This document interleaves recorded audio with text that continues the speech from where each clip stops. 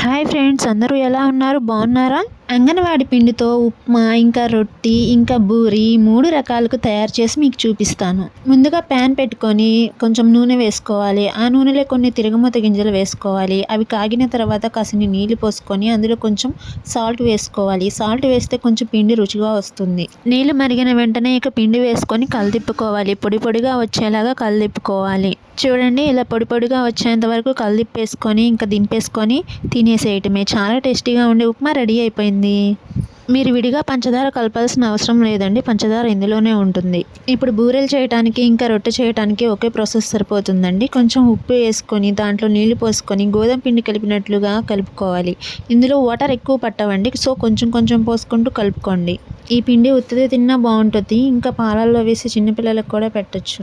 ఇలా నీళ్లు కలిపిన తర్వాత కూడా తినొచ్చు, చాలా బాగుంటుంది. పిండి కలుపుకోవడం రెడీ అయింది కదండి. ఇంకా వీటిని చిన్న చిన్న ఉండలుగా ముందుగానే తయారు చేసి పెట్టుకుందాము. మీకు ఎంత సైజు ఉండలు కావాలంటే అంత సైజు చేసుకోవచ్చండి.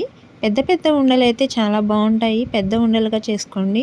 గారెకి అయితే మనం ఎలా ఒత్తుతామో ఇది కూడా అలాగే ఒత్తాలండి. ఒక కవర్ తీసుకొని ఆ కవర్కి నీరు పూసి ఆ ఉండ మీద కూడా నీరు వేసి ఒత్తుతూ చేయాలి.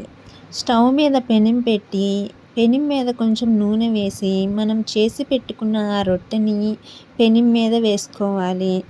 దాని మీద కొంత నూనె వేసుకోవాలి. ఇంకా ఈ రొట్టె కాలేంత వరకు అటు ఇటు తిప్పుకుంటూ కాల్చుకోవాలి. ఇలాగా ఎర్రగా వస్తుంది. ఇలా పెనం మీద ఒకటే కాలవాలని లేదండి, ఒక పెనం మీద 3 కూడా పడతాయి. ఇవి చాలా రుచిగా ఉంటాయండి. మీరు కూడా ట్రై చేసి చూడండి, చాలా బాగా వచ్చినాయి. అంగన్వాడి పిండి ఉప్మా చూసాము, ఇంకా రొట్టె చూసాం కదండి. ఇంకా బూరి చూద్దాం. ఇప్పుడు బూరి కూడా గారెలాగే ఇలాగే ఒత్తుకోవాలండి. గారెలాగే నూనె వేడి చేసుకోవాలి.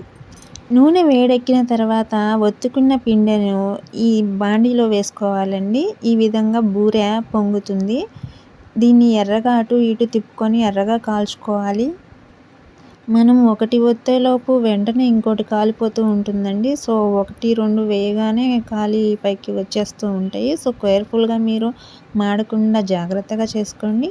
చూడండి, బూరెలు తయారైపోయినాయి. ఎంతో రుచికరమైన బూరెలు చాలా బాగుంటాయండి. మీరు కూడా ట్రై చేసి చూడండి. ఈ అంగన్వాడి పిండి చాలా హెల్దీ ఫుడ్. బూరెలు చేసుకొని తింటే చాలా బాగుంటాయండి టేస్టీగా. మీరు కూడా ట్రై చేసి చూడండి. Thanks for watching my video.